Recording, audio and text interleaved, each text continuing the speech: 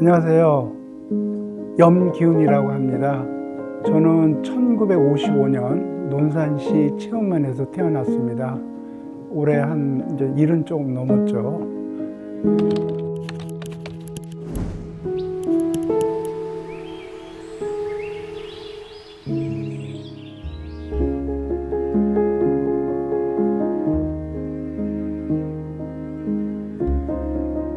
제가 워낙 어렸을 때 아주 특이한 기억이 있었습니다. 5살쯤 됐는데 어머님이 이제 영화를 좋아하셔가지고 저랑 영화를 많이 보러 다녔는데 카츄샤라는 영화가 있었습니다. 그 주제곡이 카츄샤는 떠나간다라는 노래인데 그 장면하고 노래 가사가 아주 뚜렷하게 기억에 남더라고요. 그래서 그러한 것들이 자라면서 영화 뭐 이런 걸 되게 좋아하는 어떤 계기가 됐었고 삶에 영향을 끼치지 않았나 그런 생각을 했습니다.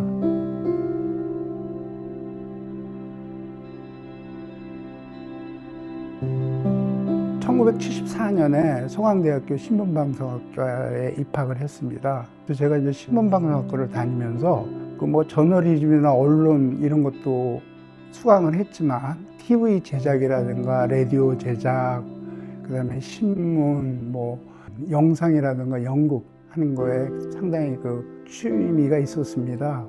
연극 같은 경우에는 오프로드극 해가지고 무슨 천사야 고향을 보라 이런 연극도 했었고요. 보통 그때는 이제 영화 제작을 할 때 8mm로 영화를 제작했었는데 저는 16mm 흑백으로 영화를 제작한 적도 있었고요. 라디오 제작하는데 저 멀리 물들모까지 가가지고 강강술래 취재를 하고 와서 그런 어떤 제작 이런 거에 굉장히 좀 재미를 느꼈던 그런 시기였습니다.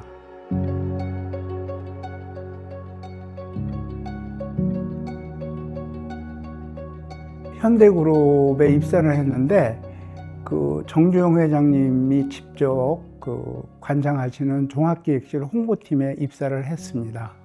해외 광고 홍보를 담당했기 때문에 굉장히 여러 가지 이제 해외 우리 프로젝트들이 많았는데 그 중에 자동차를 해외에 수출하는 게 굉장히 중요했습니다. 저희 회장님께서 저를 일본 연수를 보내주셨어요. 제가 일본의 아사히 주신사라는 회사에 거기 혼자 연수를 가게 됐습니다.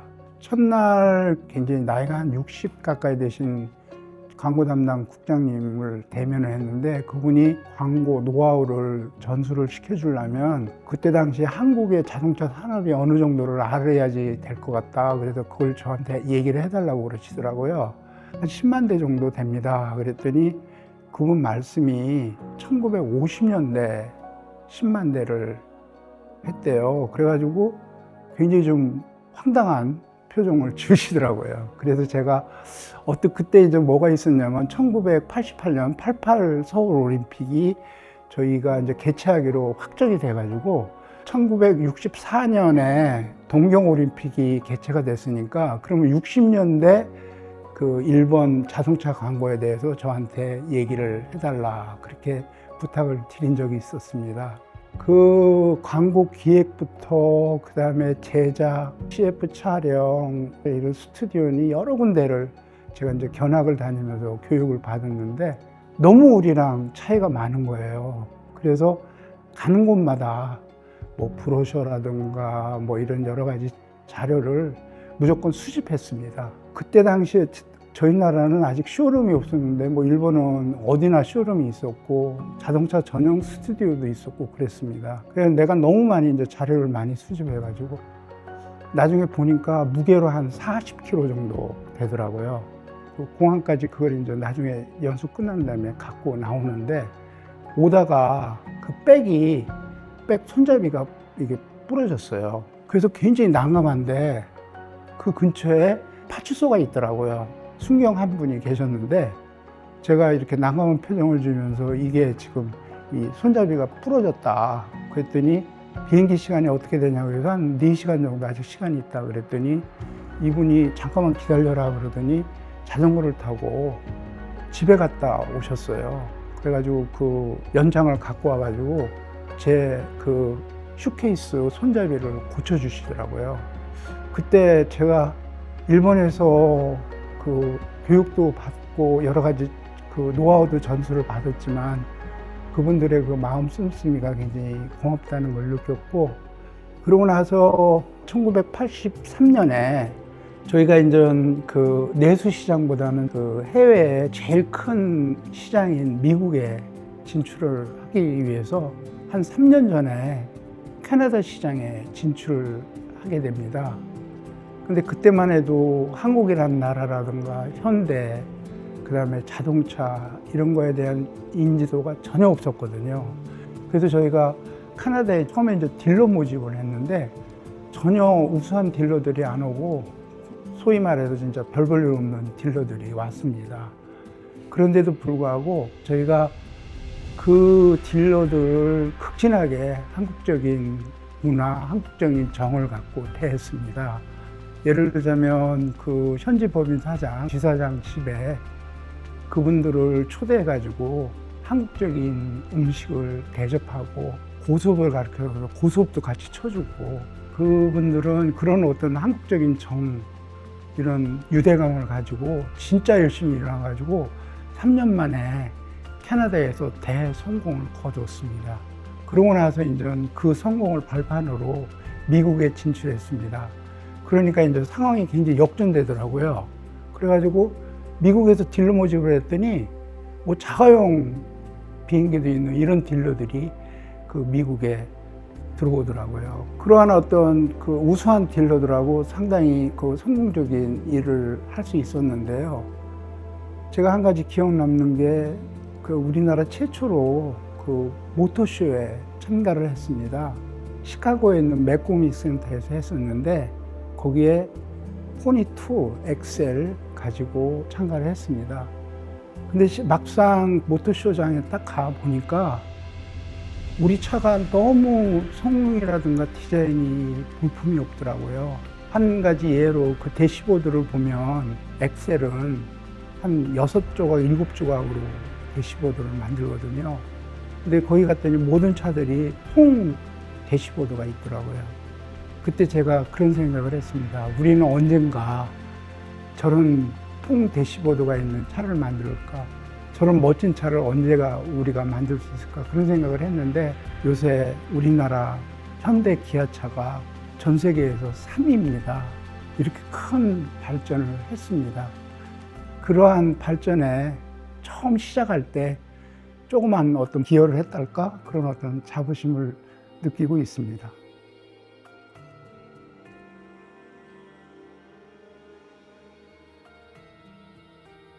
인생을 살면서 그때 참 국가에 좀 공헌을 했다 하는 에피소드가 하나 있습니다. 그게 바로 2002년 월드컵 유치입니다. 원래 월드컵은 1회 월드컵서부터 시작해가지고 계속 남미하고 유럽, 번갈아 가며 열렸습니다. 그러다가 1990년대 초에 남미하고 유럽을 제한 제3대륙에서 열자는 게 FIFA의 결정이었습니다. 그러다 보니까 자연스럽게 떠오른 게 일본이었습니다. 그래서 당시에 그 FIFA 아벨란자 회장도 일본에서 월드컵은 개최할 것이다. 그리고 뭐 전 세계로 유명한 뭐 펠레라든가 뭐 이런 사람들도 다 그 일본에서 유치가 거의 뭐 확실시 된다 할 때였는데 현대 정몽준 회장께서 축구협회 회장이 되셨어요. 근데 그 축구협회 회장 된 배경이 뭐냐면 우리가 한번 월드컵을 유치해보자는 어떤 큰 포부가 있었습니다. 물론 포부는 컸지만 그때 당시에는 거의 그 맨 땅에 헤딩하는 그런 시기였습니다. 그때 이제 처음으로 저희가 월드컵 유치를 하면서 첫 그 사업으로 아시아연맹 부회장 선거에 들어가는 것이었습니다. 아시아연맹이 전 세계 대륙에서 가장 큰 연맹이거든요. 그때 당시 아시아연맹은 말레이시아 쿠알라룸푸르에 있었어요. 그래서 쿠알라룸푸르로 이제 총회를 하기 위해서 각 나라 대표들이 오는데 저희 유치단에서 호텔에 도착하자마자 가서 이제 꽃다발을 이렇게 줬는데 이란 축구협회장이 도착을 했다고 하는데 그때만 해도 이제 이란이 여자들은 이렇게 검은색 차도를 쓰고 그 남자 여자가 이렇게 같이 있는 거가 금지됐던 그런 시기였습니다. 그러니까 이제 꽃다발을 주려다가 당황스러우니까 꽃다발을 못 줬다는 거예요. 그래서 제가 그냥 그 꽃다발을 들고 지금 어딨냐 그랬더니 이란 축구협회 회장이 그 자기 방에 올라갔다고 쫓아갔어요.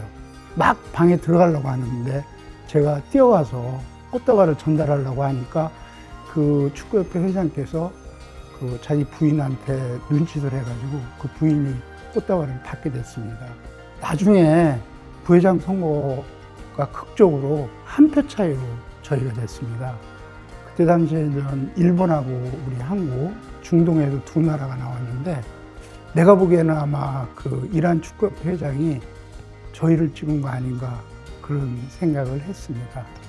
그로부터 이제 94년 미국 월드컵까지 거의 한 2년 가까이 저희가 유치 활동을 했습니다.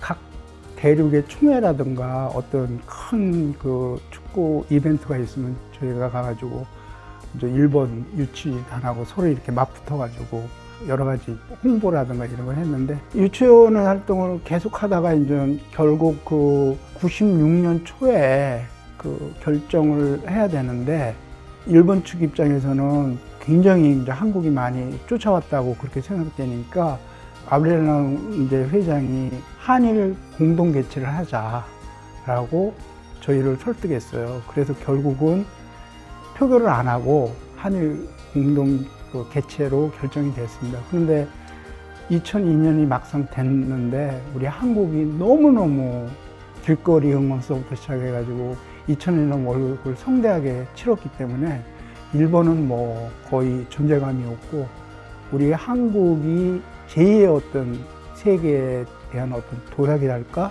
그런 걸로 2002년 월드컵이 일조했다고 그렇게 생각이 됩니다.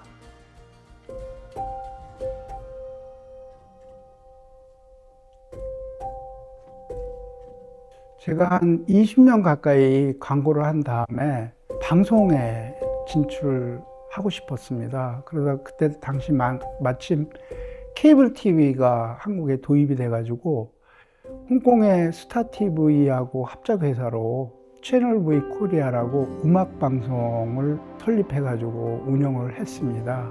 그러고 나서 공중파 교양 방송 프로그램 제작회사를 또 했습니다. 그 제작만 한 게 아니고 편집, 그 다음에 뭐 CG 이런 작업까지 하는 그런 일도 했었고요.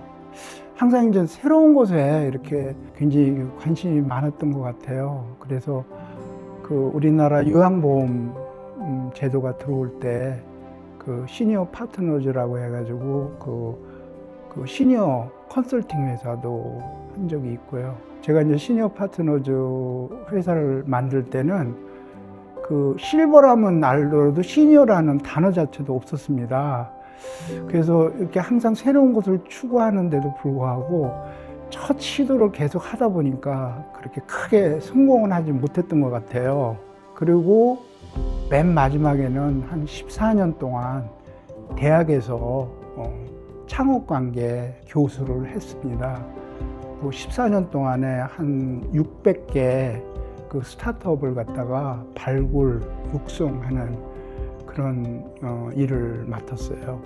제가 뭐 이렇게 다양하게 여러 분야에서 그 경험이 많기 때문에 그 창업 분야 일을 하는데도 상당히 큰 보탬이 됐다고 그렇게 생각합니다. 그래서 작년에 45년 동안에 그 직장 생활을 마치고 은퇴를 했습니다.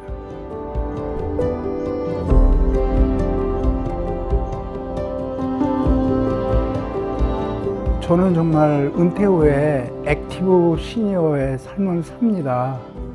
매일 헬스클럽에 나가고요. 그리고 일주일에 한 번씩 시니어 필라테스, 그래서 건강을 지키고요. 일주일에 한 번씩 요리교실도 다니고, 그리고 작년에는 시니어 합창단도 해가지고 발표회도 했습니다. 그리고 저는 몇 년 전서부터 미술사에 관심이 많아가지고 미술사 그 공부를 해가지고 작년 같은 경우에 2개 강좌를 들었고 일주일에 한 번씩은 꼭 미술관이나 박물관에 갑니다. 그 드라마나 영화 굉장히 좋아해가지고 5개 OTT에서 매일 그거 시청하는 것도 하고 또 뭐 저녁 때는 스포츠 경기도 시청을 하고요. 야구 직관도 하고 그리고 또 가끔 친구들하고 골프도 치고 최근엔 또 당구도 칩니다. 이렇게 취미 생활을 하다 보니까 사실은 일주일이 내내 굉장히 바쁩니다.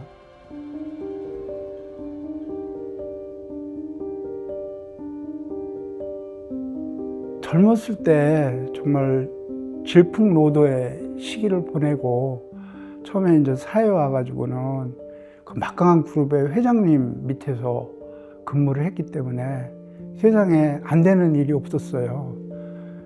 뭐든지 내가 너무 잘하고 아무리 어려운 일이라도 잘 했기 때문에 어떻게 보면 그때가 인생의 화양연화 시기였다고 생각이 되지만 지금 와서 생각해 보면 어쩌면 그때는 어떤 성과나 성공을 위해서 앞뒤 안 가리고 막 질풍노도 같이 달리고 그래가지고 혹시나 그러한 어떤 성과나 성공에 매몰돼 가지고 주변 사람들을 잘 다독거리지도 못하고 나만 잘났다는 어떤 자존심이 자만으로 빠져가지고 조금 실적이 안 좋은 아니면 능력이 없는 그런 분들을 너무 좀 배관시하고 그러지 않았나 그런 생각이 들어요. 그래서 그런 어떤 화양연화의 시기가 어떻게 보면 저한테는 겨울이었다고 생각이 됩니다.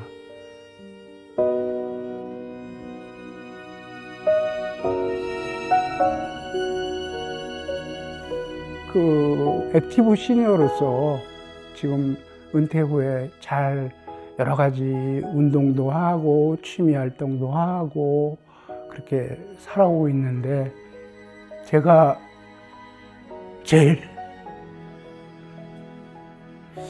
행복했던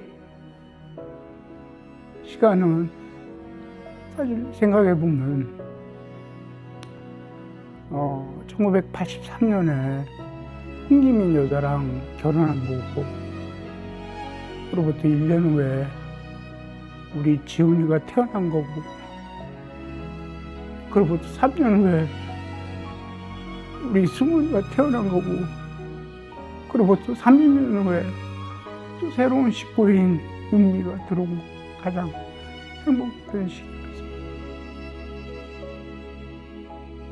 우리가 흔히들 시니어들이 이제 뭐 70대, 80대 이렇게 되면은 살 날이 별로 안 남아서 조금 마음도 초조해지고 또 건강도 자신 없어져가지고 모든 자존감이 떨어지는데 작년에 우리 친구들하고 서로 결의를 했는데 20년 동안 우리 느긋하게 하루하루를 잘 살자 그런 결의를 했어요. 그래서 최근에 제가 이제 수채화를 새로 시작을 했는데 잘 안 늘어요. 근데 저는 조급하지 않고 천천히 20년 동안 어차피 그려야 되니까 느긋하게 생각하면서 하루하루를 잘 살고 있습니다. 저는 사실은 예전에는 까르페 디엠 별로 안 좋아했거든요. 오늘을 잘 살아라?